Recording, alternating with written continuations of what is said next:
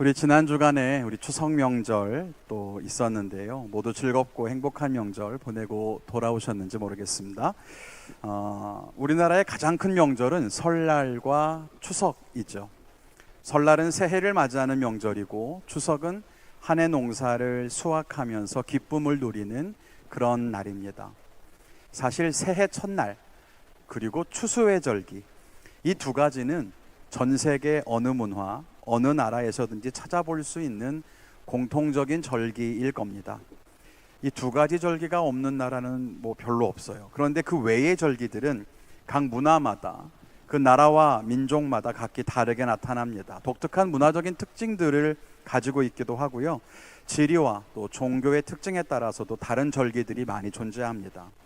이렇듯 다양한 절기들이 있는데 오늘 성경에도 절기가 하나 등장합니다. 바로 유월절이라는 건데요. 유월절이 무슨 날인지는 잘 아시죠? 유월절의 뜻은 넘어서 지나간다 라는 뜻입니다. 출애굽을 할 때 하나님께서 바로에게 이스라엘 백성들을 고향으로 돌려보내라 이렇게 하셨는데 그 왕이었던 바로가 그 말을 듣지 않죠. 그래서 10가지의 재앙이 내립니다. 그 마지막 재앙이 바로 이집트 땅에서 처음 태어난 모든 것들이 죽게 되는 그런 재앙이었습니다. 그런데 이집트 땅에는 이스라엘 사람들도 살고 있었거든요. 그럼 이스라엘 사람들에게도 이 재앙이, 이 저주가 내려야 되는데 하나님은 이스라엘 사람들에게는 그 재앙을 피할 방법을 가르쳐 주셨습니다. 그것이 바로 어린 양을 잡아서 그 고기는 먹고 그 피를 각 집의 문설주에 바르라는 것이었습니다. 그러면 죽음이 이 어린 양의 피를 바른 집을 넘어서 지나갈 것이다 라고 하셨다는 거죠. 그래서 죽음이 지나간다, 유월절이라고 부릅니다. 이 마지막 재앙을 끝으로 결국 바로는 이스라엘을 돌려보내게 됩니다. 그래서 하나님의 구원의 역사를 기념하는 절기가 바로 유월절입니다. 오늘 읽은 말씀의 배경이 바로 이 유월절입니다. 유월절이면 이스라엘의 많은 사람들이 이 절기를 지키려고 성전으로 모여듭니다.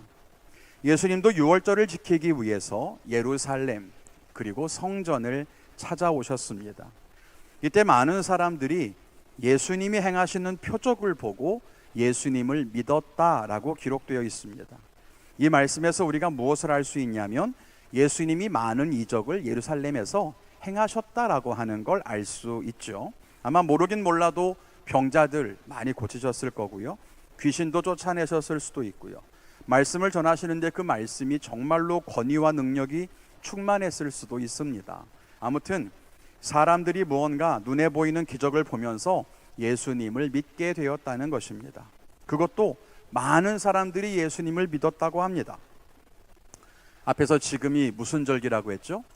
유월절입니다. 유월절은 하나님의 구원을 기억하며 하나님의 은혜를 기리는 절기입니다. 이런 절기에 귀신을 쫓아내고 병자를 고치며 기적을 행하는 예수님을 보고 많은 사람들이 와, 이분이 정말 하나님의 사람인가 보다, 이분이 혹시 메시아인가? 이렇게 그분을 믿게 되었다는 거예요. 그럼 여러분 얼마나 좋은 일입니까? 사람들을 구원하러 이 땅에 오신 예수님이 아닙니까? 그런데 사람들이 내가 이 땅을 위해 왔는데 사람들이 나를 믿어준다면 이건 너무 좋은 일이잖아요. 이제 그 사람들을 구원하고 복음을 선포하고 마음껏 사역하시면 될 것 같잖아요. 그래, 너희 생각대로 내가 바로 그 사람이야 라고 이제 시작하시면 될 것 같은데, 그런데 예수님의 반응이 좀 뜻밖입니다. 24절에 보면 예수님은 그의 몸을 그들에게 의탁하지 아니하였다 이렇게 말씀합니다.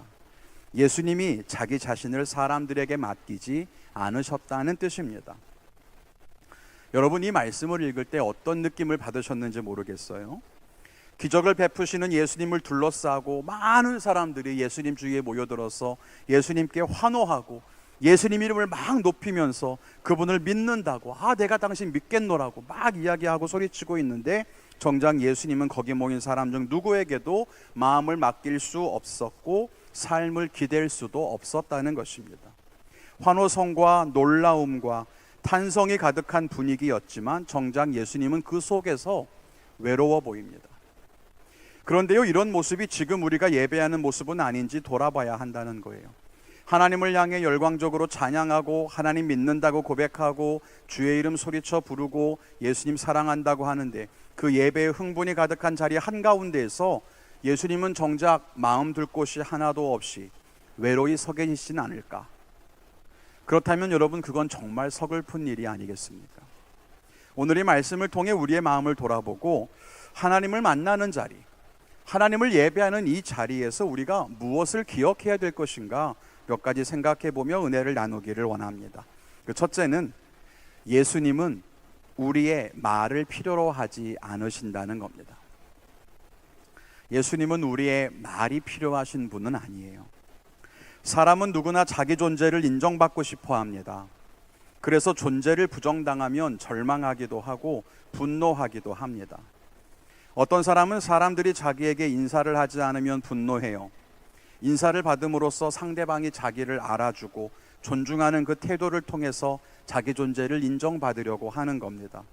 어떤 사람들은 사람의 칭찬과 인정을 통해서 자기 존재를 증명하려고 합니다. 자기가 한 일에 대해 사람들이 칭찬하면 내 존재가 의미가 있는 거지 이렇게 생각하고, 그렇지 않으면 자기 스스로 막 자기가 한 일에 대해 떠벌리고 막 자랑하기도 해요. 내가 이런 일 했다고 알려주려고. 이뿐 아닙니다. 어떤 사람은 돈과 권력으로 자기 존재를 증명하려고 하고, 어떤 사람은 높은 자리에 올라서 자기의 존재를 발견하려고 합니다. 그런데 정말로 자기를 소중하게 여기고 진짜 자기를 사랑할 줄 아는 사람, 자기 존재의 의미를 건강하게 발견한 사람은 그렇지 않습니다. 다른 사람이 뭐라고 말하든지, 다른 사람들이 인정하든지 그렇지 않든지 자기의 존재에 대한 의심이 없죠. 흔들리지도 않고 분노하거나 낙심하지도 않아요. 이게 건강한 자존감을 가진 사람의 특징입니다. 그런데 예수님은 바로 그 자존감을 완벽하게 갖추고 있었던 것 같습니다. 사실 예수님은 하나님의 아들이셨잖아요. 모든 세상의 주인이란 말이죠. 그런데 그런 예수님이 이 땅에 사람의 몸을 가지고 오셨습니다. 그것도 호화로운 궁전에 태어난 것이 아니라 어느 여관의 마굿간에서 아주 조용하게 태어나셨어요. 귀족의 가문도 아니었고 목수의 가문에서 태어났습니다. 그러면 그렇게 허름하고 낮은 모습으로 태어나셨으니까 예수님의 존재의 의미가 손상받았느냐? 그렇지 않습니다. 예수님은 자기가 어떤 존재인가를 한순간도 의심하지 않았습니다. 사람들이 뭐라고 하든지, 사람들이 자기를 인정하든지 혹은 그렇지 않든지, 예수님은 자기가 하나님의 아들이고 이 세상을 구원하러 온 구세주라는 것을 한순간도 의심하지 않았습니다. 오늘 말씀 보세요. 사람들이 예수님을 이제 막 믿으려고 합니다. 예수님의 기적을 보면서 막 소리칩니다. 예수님이 자기들에게 보내주신 메시아라고 소리치는 사람 분명히 있었을지도 모릅니다. 그런데 예수님은 그런 말을 들으면서 그래, 네가 나를 아는구나, 여러분 이렇게 흥분하지 않았습니다. 왜요? 사람들이 그렇게 말한다고 해서 예수님이 원래 그런 존재가 아니었다가 갑자기 그런 존재로 변화되는 건 아니었기 때문입니다. 사람들이 예수님을 향해 구세주라고, 메시아라고, 하나님의 사람이라고 소리치지 않아도 예수님은 이미 메시아고 구세주이고 하나님의 사람이죠. 사람들이 그렇게 외친다고 해도 그 외치는 소리 때문에 그제서야 예수님이 구주가 되시고 메시아가 되시고 하나님의 사람이 되는 것은 아니기 때문입니다. 예수님은 사람들의 말과는 상관없이 이미 그런 분으로 오셨습니다. 그래서 오늘 말씀에 보면 25절에 이렇게 말씀하십니다. 사람에 대하여 누구의 증언도 받으실 필요가 없었다. 그렇습니다. 예수님은요, 우리의 말을 필요로 하는 것이 아닙니다. 우리가 예수님을 왕이라고 말한다고 해서 예수님이 그때부터 왕이 되시는 건 아닙니다. 예수님이 높으시다고 우리가 말해야만 예수님이 높아지는 것도 아닙니다. 예수님은 우리의 말을 필요로 하지 않습니다. 그러니까 우리가 말로 예수님을 높이려고 한다면 그건 착각입니다. 그리고 헛된 일입니다. 그런데도 우리가 예수님 앞에 많은 말을 늘어놓으려고 하는 이유는 우리 자신이 타인의 말로 자기 자신을 증명하기를 바라기 때문입니다. 사람들이 나를 인정해 주기를 바라는 사람은 그러면 다른 사람을 인정하는 말을 많이 하려고 합니다. 그게 사랑인 줄 알기 때문이에요. 사람들이 자기가 한 일에 대해 칭찬할 때 힘을 얻는 사람은 역으로 다른 사람들이 한 일을 칭찬해주고 칭송하려고 합니다. 자기가 그런 말로 힘을 얻으니까 다른 사람에게도 그렇게 하는 거예요. 그런데 다른 사람들이 칭찬하는 것에 별로 흥미가 없는 사람은 타인에게 칭찬하는 일에 굉장히 인색합니다. 제가 그래요. 저는 사람들이 칭찬하고 인정하는 것에 별로 관심이 없습니다. 사람들이 칭찬한다고 해서 기분이 좋아지거나 피곤이 풀리거나 힘을 얻고 그렇지 않습니다. 그러니까 칭찬과 인정이 별로 저를 행복하게 하지 않아요. 그래서 저도 칭찬과 인정에 굉장히 인색해요. 왜? 그게 대단한가? 그게 사람을 행복하게 하는 건가? 그렇게 생각하기 때문이에요. 그런데 오늘 예수님 옆에 모인 사람들은요, 예수님을 마구마구 칭찬합니다. 칭송하고 온갖 아름다운 말들을 막 쏟아놓습니다. 그런데 정작 예수님은 그런 말에 별로 감흥이 없어 보입니다. 예수님은 그런 말들을 들으면서 자기가 메시아라고 하는 것을 확인하지 않았습니다. 사람들이 예수님을 믿고 환호하는 걸 보니까 내가 제대로 사역하고 있구나, 내가 바르게 찾아왔구나, 그렇게 판단하며 만족하지도 않았습니다. 오히려 사람들이 하는 말이 얼마나 공허한지를 바라보셨습니다. 저들은 자기가 하는 말을 알지 못하는구나. 내가 구세주라고 외치는데 구세주로서 내가 죽음의 길을 걸어가면 다 떠나가겠구나. 얼마 뒤면 나를 십자가에 못 박으라고 소리치겠구나. 이렇게 생각했다는 거예요. 하나님이 살아계시다고 소리치지만 하나님을 의심하고 절망과 슬픔으로 가득하구나. 하나님 믿는다고 하지만 두려워하고 염려하는 것들 뿐이구나. 이렇게 보셨어요. 그걸 아셨단 말이죠. 그러니까 사람들의 말에 이리저리 흔들리지 않으십니다. 요동하지 않으신 거예요. 그럼 우리는 어떻습니까?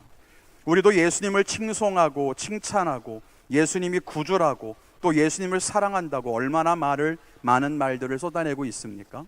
우리가 왜 그렇게 말합니까? 우리가 그렇게 외치며 말할 때 예수님은 어떤 모습일까요?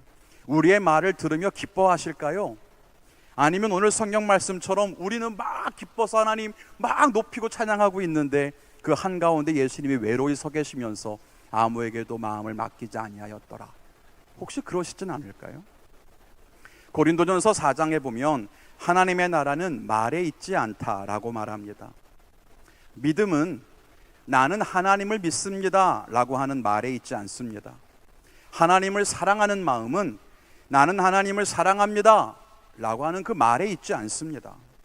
요한복음 14장을 보면 나의 계명을 지키는 자라야 나를 사랑하는 자니 나를 사랑하는 자는 내 아버지께 사랑을 받을 것이요 나도 그를 사랑하여 그에게 나를 나타내리라 라고 말씀합니다. 하나님을 사랑한다고 말하고 소리쳐 외치는 사람이 하나님을 사랑하는 사람이 아니라고, 하나님의 말씀을 지키는 사람이 하나님을 사랑하는 사람이라고 말씀합니다. 그리고 그런 사람이 하나님의 사랑을 받을 것이라고도 말씀합니다. 그런데 우리는 여전히 하나님을 향해 말로 어떻게 해서든 우리의 마음을 표현하고 무언가를 갚으려고 한다는 거예요. 그리고 그게 하나님을 바르게 섬기는 일이라고 착각합니다. 얼마나 어리석은 일인지 몰라요. 우리가 하나님을 사랑하는지 말하지 않아도 하나님은 아실 수 있습니다. 우리가 하나님을 믿는지 여러분이 소리치지 않아도 하나님은 아실 수 있습니다.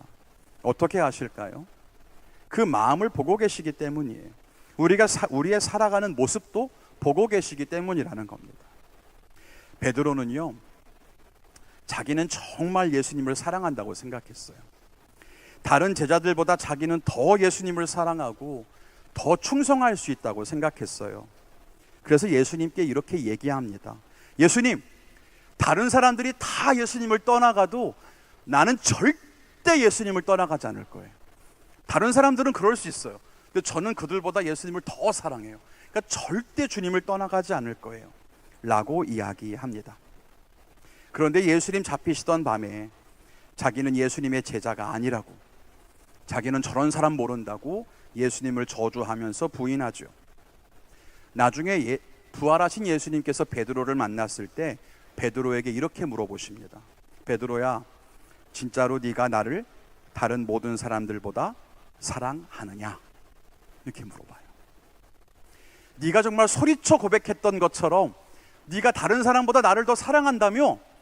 너 정말 다른 사람보다 나를 더 사랑해? 라고 물어보셨어요. 그때 베드로의 답은 무엇이었습니까? 내가 그 정도로 당신을 사랑하지 않는다는 건 주님이 아시지 않습니까? 였어요. 얼마나 부끄러웠겠습니까? 말로는 예수님을 제일 사랑하는 것처럼 소리쳤지만 자기의 삶이 그렇지 않았죠. 그러므로 우리가 하나님을 사랑하는지 믿는지 순종하는지 여러분 그걸 말로 하는 건 다 소용없습니다. 그냥 삶을 보면 아는 거예요.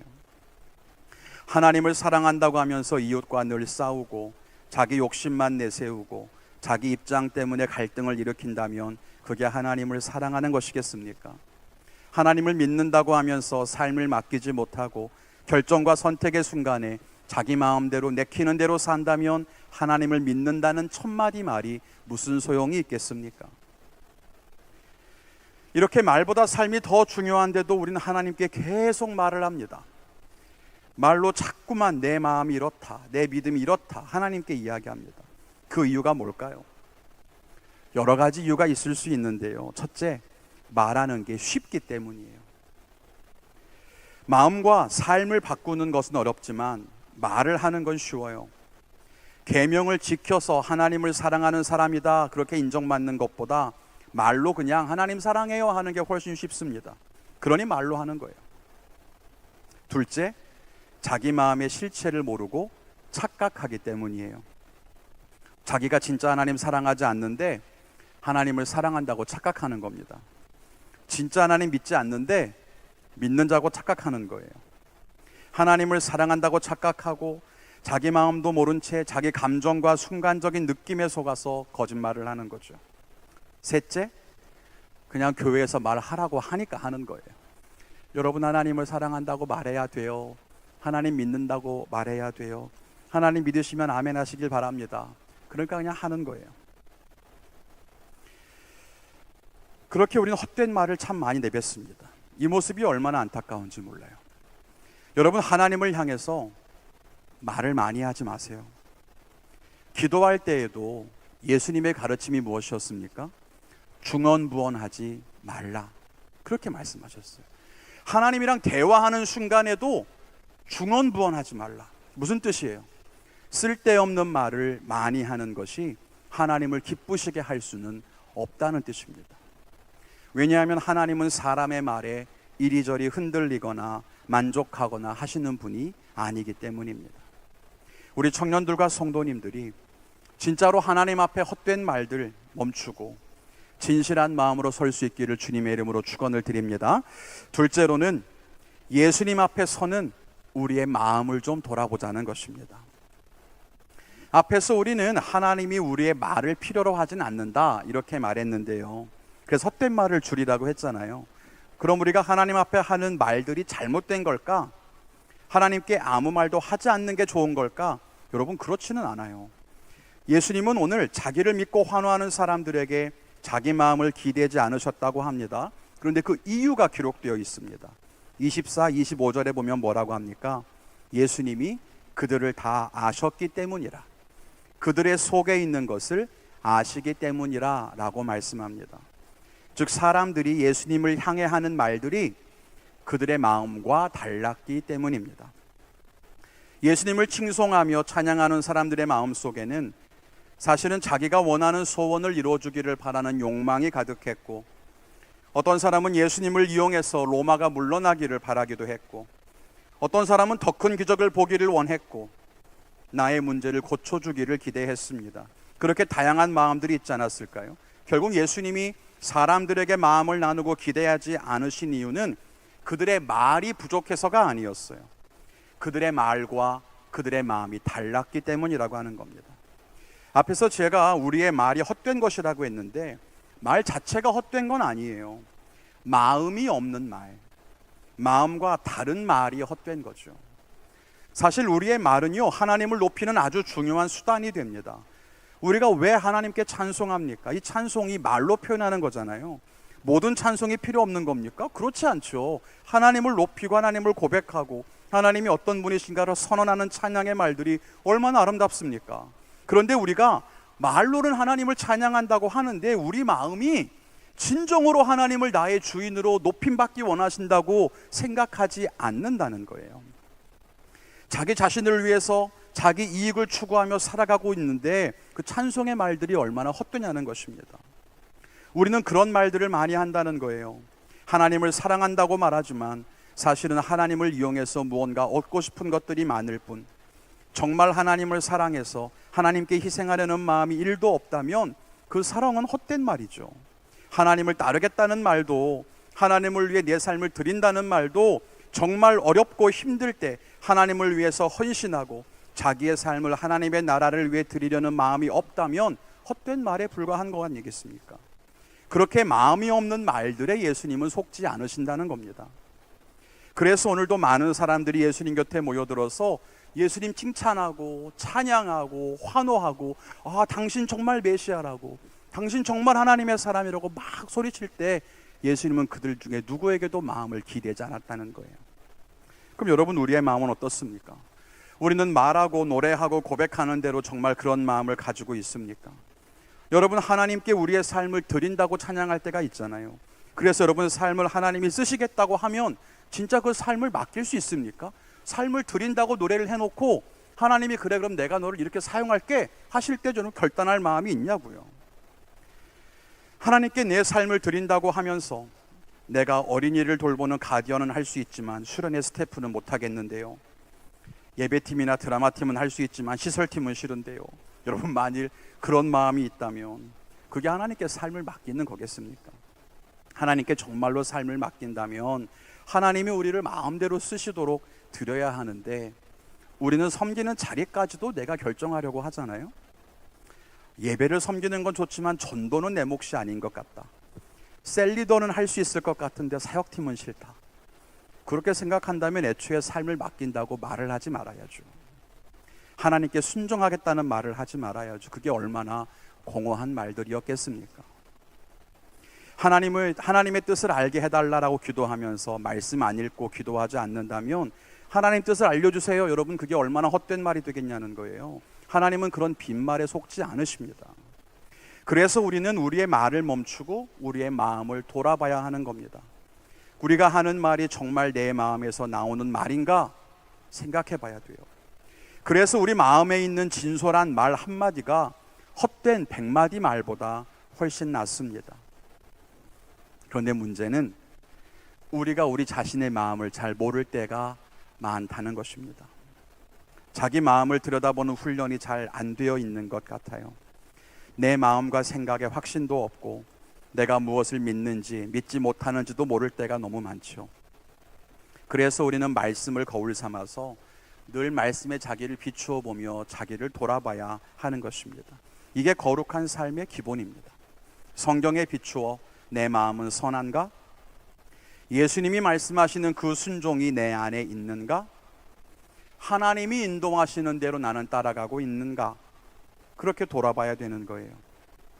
우리 유비크 청년들이 그렇게 자기의 마음을 늘 돌아보고 하나님의 뜻에 합당한 그런 마음과 생각들, 그리고 그런 마음과 생각에서부터 나온 아름다운 말들을 주님 앞에 올려드릴 수 있기를 축원을 드립니다. 세상적인 욕심이 있다면 버리고 헛된 욕망과 뜻이 세워져 있다면 허물고 선하고 아름다운 하나님의 뜻을 세워가야 합니다. 의심이 찾아올 때 다시 하나님의 뜻 앞에서 흔들리지 않는 믿음으로 견고하게 세우고, 불평과 분노, 염려와 두려움처럼 우리를 넘어뜨리는 부정적인 감정이 찾아올 때마다 다시 십자가 앞에 서서 거룩한 영광의 빛으로 새롭게 되어야만 합니다. 그리고 그렇게 우리 마음에 하나님을 향한 진실한 믿음과 거룩을 향한 간절한 사모함이 있을 때 그때 하나님께 고백하는 것입니다.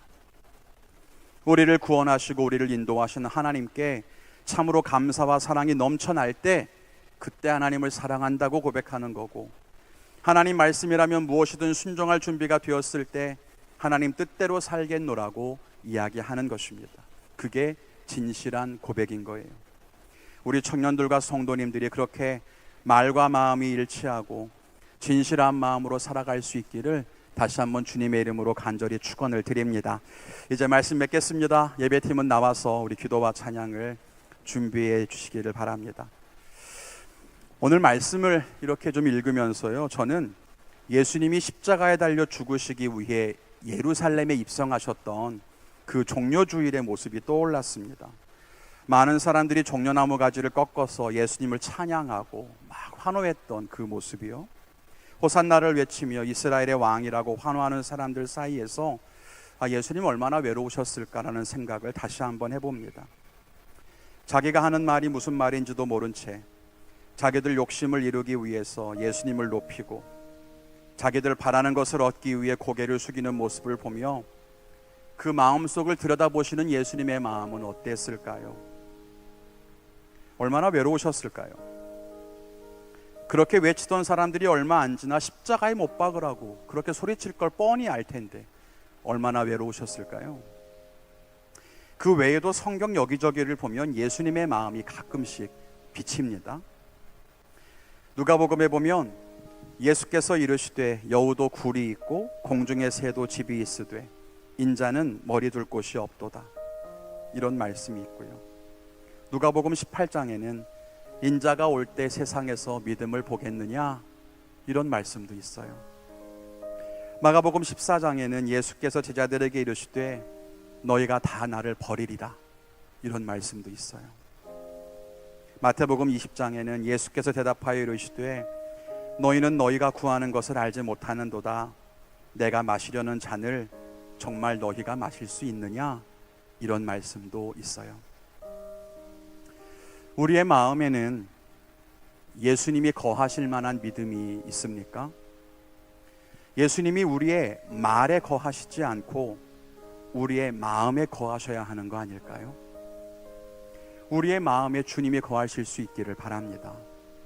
그러려면 우리가 고백하고 찬양하고 우리가 기도하는 그것이 내 말이 아니라 내 마음에서부터 나와야 되는 거예요. 우리의 마음이 주님의 마음과 함께 거할 수 있기를 바랍니다. 그 진실한 믿음과 그런 삶을 살아가는 우리 모두가 되었으면 참 좋겠어요. 예전에 어떤 목사님이 농담처럼 그렇게 말씀하셨어요. 너희가 지금처럼 신앙생활하면 너희 입술과 혀만 구원받는다. 무슨 말인지 너무 와닿죠. 입술과 혀로만 그렇게 하나님을 찬양하고 믿는다고 하고 사랑한다고 하니까 아마 그렇게 말씀하셨을 것 같아요. 그런데 그 얘기를 듣고 수십 년이 지났는데도 저 역시도 여전히 입술과 혀만 구원받을 것 같기도 해요. 참 어려운 일이라고 생각합니다. 그렇지만 우리가 다시 한번 하나님을 향해 예배하는 이 자리에서 기억해야 되는 것은 내가 하나님을 향해 말로 무엇을 고백하고 어떻게 표현하느냐에 따라 하나님이 영광을 받으시는 것은 아니라는 것. 내 삶이 내가 고백하는 내용과 같아야 하고 우리의 마음이 하나님 앞에 진실해야 한다는 것을 잊지 않고 살아가는 우리 청년들이 되었으면 좋겠습니다. 우리 그 마음으로 정말 주님 내 안에 거하시기를 원합니다. 내 믿음이, 내 마음이 하나님이 거하실 만한 그런 믿음과 그런 마음 되기를 원합니다. 함께 찬양하고 기도했으면 좋겠습니다.